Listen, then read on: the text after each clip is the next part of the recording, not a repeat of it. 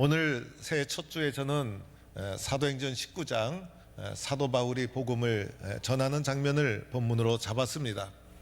사도행전은 교회 역사가 기록된 책이고 1장부터 한 12장까지는 베드로를 중심으로 또 예루살렘 교회를 중심으로 복음이 어떻게 증거되고 전파되었는가가 기록되어 있습니다. 사도행전 13장 이후부터는 바울을 중심으로 이 복음이 세계로 퍼져나가는, 그래서 이 복음을 예루살렘에서 세계로 수출하고 오늘의 기독교의 토대를 닦은 사람은 사도 바울이라 할 수가 있습니다. 그래서 이 사도 바울이 1차에 걸쳐 또 2차에 걸쳐 3차에 걸쳐 마지막엔 로마까지 하나님의 복음을 전해서 곳곳에 교회를 세우는데, 이 사도 바울이 복음을 전하고 나서는 이제 예루살렘으로 돌아오게 됩니다. 자기를 파송한 교회는 안디옥 교회였지만은 예루살렘으로 탁 돌아와서 예루살렘에 있는 베드로와 안드레, 야고보 등 초대교회 지도자들과 이제 교류를 하고 또 선교 결과를 보고하고, 그래서 이방 지역에 심겨진 이 복음이 문화를 넘어서 또 국가를 넘어서 그리고 여러 가지 종교를 넘어서 동일한 고백, 동일한 믿음 위에 세워져 있는 교회라는 교회의 연합과 일치를 위해서도 끊임없이 있는 사람이 사도 바울이었다 할 수가 있습니다. 오늘 이 사도행전 19장은 이제 3차 전도 여행 시에 에베소에서 일어난 일입니다. 그래서 이제 재밌는 말로 이제 결혼하고 나서는 에베소서를 많이 읽으면 애가 생긴다는 말이 이제 우스갯소리로 있기는 있어요. 그냥 재밌으라고 한 얘기예요. 에베소서. 그래서 우리 자녀들이 결혼하면 에베소서 읽어라, 에베소서 읽어라 이러면 아마 아이들이 눈치를 챌 거예요. 이 에베소는요, 초대교회의 중요한 이 선교의 아주 전략적인 도시였어요. 그래서 이 에베소에 딱 가서 일어난 일이 오늘 말씀이라는 거예요.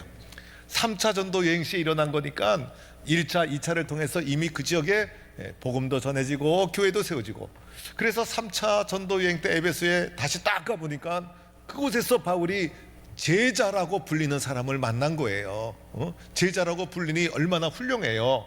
그리고 이 제자라고 불린 사람이 쭉 보니까 12명쯤 되었더라. 이 제자 공동체를 만나서 이 제자 공동체가 이제 바울을 환영하고 바울을 맞이하고 얼마나 기뻤겠습니까? 그래서 바울을 잘 접대하고 은혜도 나누고 신앙도 나누는 중에 바울이 가만 살펴보니까 이들의 신앙이 문제가 있더라는 거예요. 뭔가 이들의 신앙이 아쉬운 점이 있었어요. 그래서 이들에게 바울이 신앙의 점검 차원에서 두 가지 질문을 탁 던지는 것이 오늘 말씀이에요. 우리도요 가끔 질문을 받아야 돼요. 예수 믿습니까? 하고 질문을 받으면 그 질문 앞에 아멘 하고 우리가 응답하고 대답을 하면서 우리의 신앙을 확인을 하게 되잖아요. 그래서 이분들에게 질문을 두 가지를 했는데, 맨 처음에 질문은 바울이 이렇게 질문합니다. 너희가 믿을 때에 성령을 받았느냐? 이렇게 질문을 합니다. 그렇죠, 여러분. 우리가 믿을 때에 성령의 도우심으로 예수를 그리스도로 고백하게 되고, 믿고 나서 성령의 인도를 받고 그리고 성령을 체험하게 되잖아요. 그래서 오늘 이 질문은 이런 질문이에요. 너희들이 믿는다고 생각을 하는데, 너희들이 믿는다고 생각은 하고 있지만은 도대체 성령을 받았느냐? 이렇게 바울이 이들에게 질문하고 있는 거예요. 우리 기독교는요, 성부, 성자, 성령님을 믿는 거죠. 그러니까 우리의 신관부터가 아주 조화로운 거예요. 우리는요, 단일 신론, 세상의 다른 종교들은 다 단일 신론이에요. 그래서 하나님 한 분을 믿지만은 이 한 분은 성부, 성자, 성령으로 삼위일체로 거하시는 분. 그래서 우리의 신앙 고백 자체가 조화 속의 하나를 이루는 이 신앙 고백적인 이 신관을 가지고 있는 것이 기독교 신앙관이라는 거예요. 그래서 기독교 신앙은요, 다양한 사람들이 모였지만은 모든 장벽을 넘어서 성부, 성자, 성령님이 완벽한 조화를 이루었듯이 성령님의 도우심 가운데서 다양한 사람들이 모였지만은 완벽한 조화와 한 몸을 이루는 것이 이 기독교 신앙이라 할 수가 있는 거예요. 그래서 이 성령님에 대해서 딱 물어보니까 이들이 성령 받았습니다 라고 대답을 해야 되는데 우리는 성령을 듣지도 못하고 알지도 못합니다 라고 대답을 하는 거예요. 그러니 바울이 깜짝 놀래가지고 아니 성령을 듣지도 못하고 알지도 못하다니 이게 무슨 말이냐. 그래서 이들의 신앙은 무슨 신앙? 아쉬운, 뭔가 부족한, 아주 노골적으로 말하면 반쪽짜리 신앙, 믿기는 믿는 것 같은데 제대로 된 신앙인이 아닌 거예요. 그래서 바울이 이들에게 두 번째 질문을 또 던지는 거예요. 두 번째 질문은 너희가 이제 무슨 세례를 받았느냐. 그래서 이 세례가 신앙 공동체의 내용을 받아들이고 신앙 공동체의 일원이 되는 중요한 과정이 세례예요. 그래서 이 세례를 받았느냐라는 질문은 너의 신앙의 내용이 무엇이냐 이런 질문인 거예요. 도대체 너의 신앙의 내용이 무엇이냐, 넌 뭘 믿고 있느냐. 누군가가 나에게 물어본다면 나는 예수를 믿습니다 이렇게 우리의 신앙의 내용을 고백할 수 있어야 되잖아요. 그래서 신앙의 내용을 물어보기 위해서 무슨 세례 받았느냐 물어보니까 이들이 대답하기를 요한의 세례입니다 라고 대답을 하는 거예요. 세상에 요한의 세례를 믿고 이들이 신앙 공동체를 이루면서 우리는 제자입니다 이렇게 자기들이 생각하고 있었다는 거예요. 자기들은 잘 믿는 줄 알죠. 아마 이들은요 착한 사람들이었을 거예요. 그리고 세례 요한이 얼마나 훌륭한 분입니까? 그리고 세례 요한이 회개를 촉구했을 때 수많은 사람이 나와서 죄를 고백하고 세례 요한 앞에 회개하고, 그죠? 세례 요한은 광야에서 금욕적인 생활을 하면서 하나님의 말씀을 전했던 자예요. 그래서 이 세례 요한을 이제 여자가 난 아들 중에 이보다 큰 자가 없다라고 성경에 말할 정도로 위대한 사람이었죠. 그리고 오늘 이게 바울이 이제 사도행전 19장의 말씀은 에베소 아닙니까? 그런데 세례 요한은 예루살렘 요단강 광야에서 활동하던 사람, 그 먼 곳임에도 불구하고 이 세례 요한의 영향이 에베소까지 이를 정도로 엄청난 영향을 끼쳤던 자가 바로 세례 요한이라고 할 수가 있어요. 그런데 세례 요한이 그렇게 훌륭했지만은 세례 요한의 회개의 외침이 구원에 이르는 회개가 아니었다는 거예요. 그렇죠 여러분? 자신의 죄를 뉘우칠 수는 있지만은 구원에 이르는 회개가 아니었다는 것이 문제고, 또 세례 요한이 뭐라고 했습니까? 내 뒤에 오시는 분, 그분을 준비하고 가르치는 사역이 세례 요한인데, 사람들이 세례 요한이 가르치는 예수를 봐야 되는데, 세례 요한이 가르치는 예수를 봐야 되는데 세례 요한이 가르치는 그 예수를 보지 못하고 세례 요한 자신을 쳐다보느라고 세례 요한을 추종하는 이런 공동체가 생기고 말았다는 거예요. 여러분, 이들의 신앙 온전한 신앙이라 할 수 없죠. 무슨 신앙? 반쪽짜리 신앙이라고 할 수가 있어요. 또 사도행전 19장 오늘 말씀해 보니까 1절에 아볼로라는 특이한 이름이 등장하죠. 이 아볼로도 원래 오늘 이곳 에베소에서 활동하던 사람인데 나중에 고린도에 가서 활동을 했어요. 이때는. 그래서 아볼로가 얼마나 탁월한 사람인지 고린도 교회에 아볼로를 추종하는 아볼로파가 생기기도 했어요.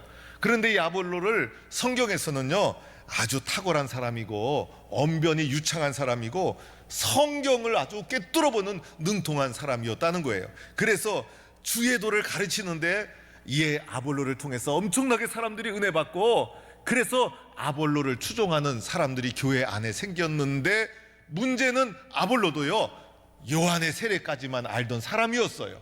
그래서 아볼로를 통해서 은혜 받고 그것이 옳다고 생각하고 믿음의 길을 따라가더라도 구원에 이르는 믿음이 아니라 요한의 세례밖에 알지 못하는 믿음의 내용이었고 예수를 몰랐던 그러한 자가 아볼로였다는 거예요. 훗날 아볼로가 예수를 믿고 영접해서 이제 초대교회의 훌륭한 지도자로 쓰여지게 됩니다. 오늘 아볼로를 따르던 요한을 따르던 에베소에서 만난 이 공동체, 예수를 따르던 공동체가 아니었다는 거예요. 이 사람들이 착한 사람이었어요. 그리고 나름대로 회개한, 요한의 선포를 듣고 회개한 영혼들이었고 종교적인 성실함과 열심이 있었던 사람들이었어요. 그러나 그럼에도 불구하고 이들이 그리스도인입니까? 그리스도인이 아니에요. 존 스토드는 이 부분에 가서 이렇게 지적을 했습니다. 오늘 이 사람들, 에베소에서 만난 제자들, 비록 제자라는 용어가 쓰여지고 있지만은 이 사람들은 그리스도인이 아닌 것이 분명하다. 그리스도인이 아니라는 거예요. 그렇죠 여러분? 그래서 요한을 따르고 아볼로를 따르고, 오늘 우리에게 적용해 보면요, 우리의 신앙이 요한의 차원에서 신앙생활하고 아볼로의 차원에서 신앙생활하고 그럴 수 있어요. 아무리 교회에 열심히고 성실하고 그러할지라도 이런 신앙은 무슨 신앙? 반쪽짜리 신앙. 그리고 심지어는 존 스토트 목사님은 그리스도인이 아니다 이렇게 말하고 있어요. 교인일 수는 있지만은 그리스도인은 아니다. 여러분, 교인이라고 해서 다 예수 잘 믿는 것 아니죠. 교회를 다녀도 예수 그리스도를 믿고 다녀야 되는데 그러지 못한 수가 있어요. 그러나 그럼에도 불구하고 좋은 교인이 되어서 예수 잘 믿는 사람으로 우리들은 서로가 양육하고 권면하고 그렇게 해야 되는 거예요. 그래서 오늘 이 사람들은 성실한 사람이었고 좋은 사람이었다고 해서 좋은 신앙인이 아니고 신앙의 내용이 문제가 있으니 반쪽짜리 신앙인이라고 할 수가 있다는 거예요. 그러면 그리스도인은 어떠한 신앙의 내용을 가지고 있어야 되는가? 오늘 말씀에 그리스도인이 가슴 속에 가져야 될 신앙의 내용이 오늘 말씀 속에 나와요. 그래서 오늘 말씀 속에 여러분은 이제부터 말씀하는 신앙의 내용 이 세 가지를 가슴에 탁 새겨야 되는 거예요. 그래야 진짜 그리스도인이라 할 수가 있어요. 첫째는요, 그리스도인이라면요, 마음속에 회개하는 마음이 탁 새겨져 있어야 되는 거예요. 그렇죠, 여러분? 그래서 오늘 이 제자 공동체도 사실은 요한의 회개 촉구를 들었던 공동체, 그러나 요한의 회개 촉구보다 더 강력한 회개 촉구는 예수님의 회개 촉구였잖아요. 그래서 예수님께서 복음을 전할 때도 제일 먼저 한 것이 회개하라, 천국이 가까이 왔느니라. 회개하지 않으면 하나님의 나라를 받아들일 수가 없는 것이죠. 그래서 때가 찼고 하나님 나라가 가까웠으니 회개하고 복음을 믿으라. 우리가 어떻게 복음을 믿을 수가 있어요? 회개하지 않고는 안 된다는 거예요. 그래서 우리들이 회개하는 마음을 가지고 있는가? 그래서 이 회개는요, 돌아서는 거예요. 예수님 만나기 전에는 예수님 없이 살아왔던 우리들의 삶, 예수님 없이 생각했던 우리의 삶, 그래서 예수님을 딱 만나고 나니까 이제 내가 예수님 없이 살아가던 삶에서 돌이키는 거예요. 마치 자동차가 유턴을 하듯이 돌이키는 거예요. 방향을 완전히 바꾸는 거예요. 그래서 그전까지는 나를 중심으로 달려가던 인생길에서 방향을 딱 바꾸어서 예수 중심으로 인생의 길을 살아가려고 하니까 이런 회개 과정에서 내가 깨어져야 되는 거예요. 내가 깨어져야 되는 거예요. 내가 죄인이구나, 내가 잘못된 영혼이구나, 내가 예수님 없이 살려고 했던 교만한 사람이구나. 그래서 내가 깨어지는 눈물이 나고, 내가 깨어지는 뉘우침이 있고, 내가 깨어지는 회개가 있고, 그리고 이 과정 속에서 나라는 자아가 깨어져야 되는 거예요. 우리는 원래 죄인으로 태어난 존재인 거예요. 그리고 나라는 자존심 깨어지고 내 성격도 깨어지고, 그래서 나 중심으로 살던 사람이 나는 죽고 예수로 살아나는 방향을 완전히 옮기는 것이 바로 예수님 안에서의 회개라고 할 수가 있는 거예요. 세례 요한의 회개는요, 기준이 양심이었어요. 기준. 우리도 양심이 찔릴 때가 있잖아요. 그래서 누군가가 이제 얘기할 때 양심이 막 찔릴 때가 있어요. 그런데 사람의 양심 믿을만 합니까? 사람의 양심도 보니까 사람마다 다 달라요. 어떤 사람은 양심이 깨끗한데 어떤 사람은 소위 양심에 털난 사람도 있어. 보지는 않았지만은. 그래서 양심도 제각각이야. 그리고 이 양심이요, 사람의 마음이 물과 같아. 그래서 사람의 마음이 기울어지는 곳을 따라서 맞다리 갔다리, 오늘이 다르고 내일이 다르고 아침이 다르고 저녁이 다르고, 그래서 사람의 양심을 믿을 수가 없어. 어떨 때는요, 내가 나를 믿을 수가 없어. 왜 내 마음이 이렇게 왔다리 갔다리 하고 이상한 마음이 들어올까?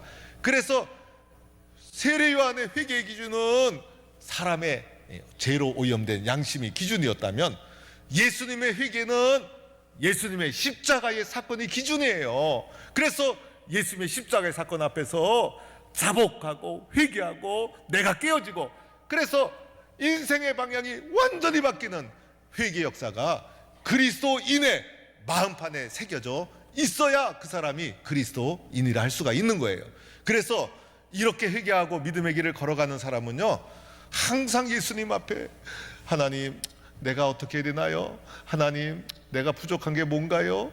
이렇게 주님 앞에 회개하는 심령으로 오늘도 살아가게 되는 거예요. 이것이 예수 믿는 마음속에 있는 표시이라 할 수가 있어요. 두 번째 표시가 또 있어요. 두 번째 표시는 이제 예수님의 십자가에 대한 믿음이에요. 그렇죠, 여러분? 예수님의 십자가의 사건이 나를 구원하는 구원의 사건으로 믿는 거예요. 그래서 우리의 믿음의 내용이 뭐 세례요한의 회개하라는 멋진 도덕적이고 윤리적인 말을 훈계대로 듣고 살아가는 것이 아니에요. 오늘 그리스도인 중에서 도덕적인 그리스도인, 윤리적인 그리스도인, 또 그러면 좋은 그리스도인으로 아는데, 여러분 아무리 윤리적이고 도덕적이라도 관점에 따라서 사람에 대한 도덕과 윤리는 해석이 달라지기 나름인 거예요. 그래서 중요한 것은 내가 거듭났는가의 문제 아니겠어요? 그런데 내가 거듭나는 것은 뭡니까? 예수님의 십자가 외에는 없잖아요. 그래서 우리들은요, 이 세상에서 나를 구원하는 사건은 오직 예수님의 보혈의 십자가밖에 없다고, 그 예수님에 대한 믿음의 사건이 내 가슴 속에 용솟음 치고 있는가, 이것이 예수 믿는 사람들의 마음속에 있는 아주 소중한 증거요, 소중한 표라는 거예요. 그래서 내 마음속에 예수님에 대한 뜨거운 고백, 이것이 살아있어야 되는 거예요. 오늘 말씀도 보니까 바울이 그 말을 딱 듣고선 이 사람들에게 이제 세례를 베푸는데, 뭐라고 세례를 베푸냐면 주 예수의 이름으로. 그죠? 주님은 예수님밖에 없는 거예요. 주님은 예수님밖에 없고 주 예수의 이름으로 세례를 베푸는 거예요. 우리가 구원받는 것은 누구예요? 예수님. 요한이 훌륭한 사람이지만은 요한을 따르는 신앙인으로는 안 되는 거예요. 예수 그리스도의 십자가의 사건을 믿는 거예요. 그럴 때 주님이 우리들을 교회에 은혜를 주시는 거예요.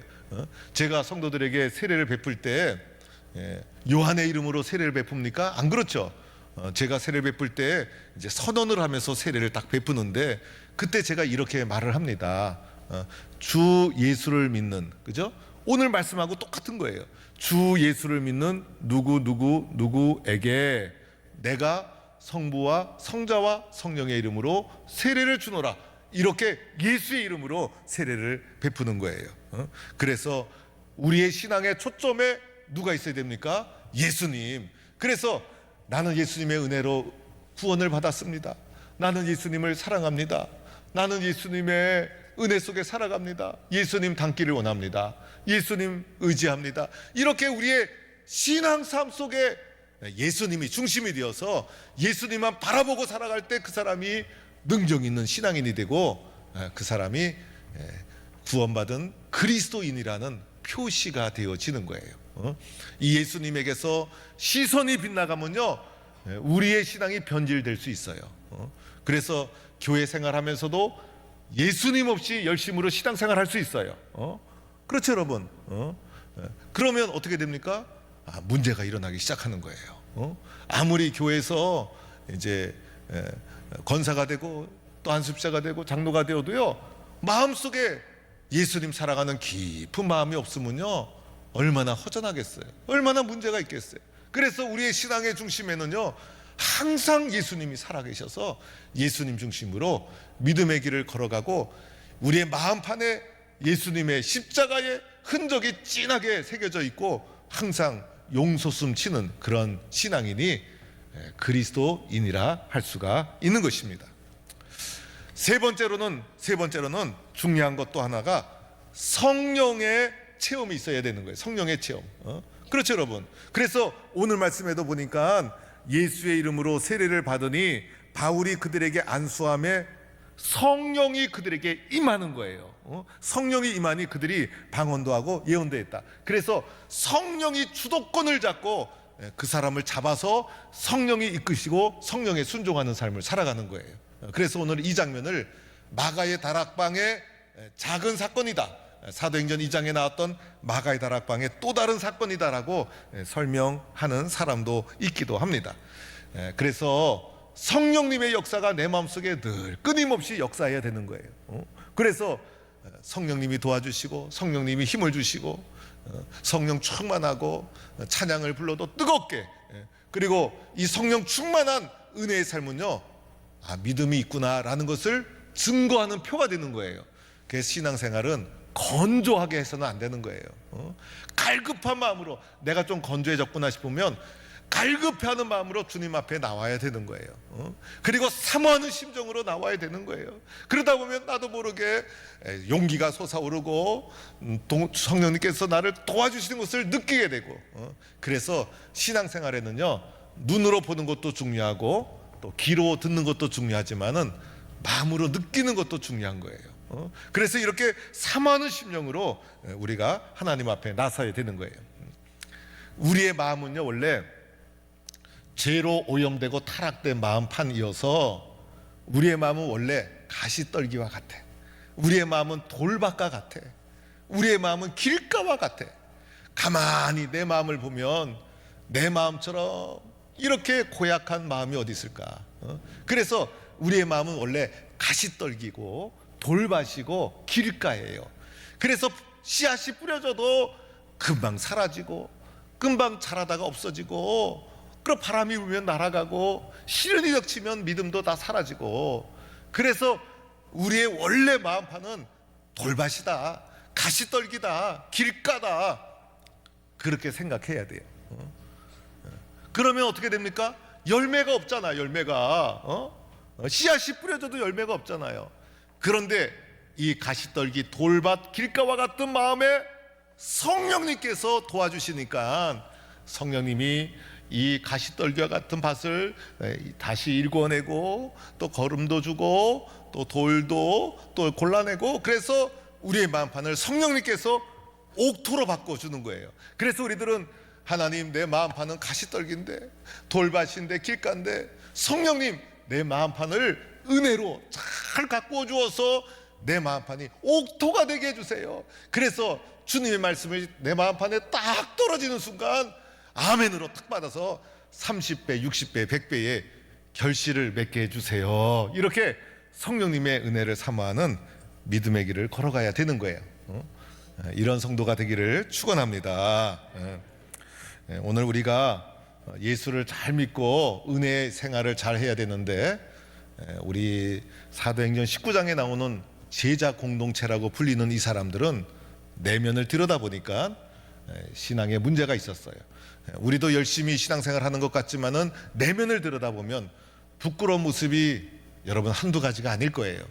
그런데 우리의 마음판에 예수님 중심으로 회개하는 심령, 또 예수님을 바라보는 예수 중심의 믿음 생활, 그리고 성령님의 인도와 성령님의 인도에 순종하는 믿음의 길, 그래서 우리의 신앙이 온전한 신앙으로 또 그리스도인으로 성숙하게 성장해 나가고, 또 올 24년도에는 많은 열매, 좋은 땅이 되어서 30배, 60배, 100배의 많은 열매를 거두는 축복된 우리 동부의 성도들이 다 되기를 주의 이름으로 간절히 축원합니다.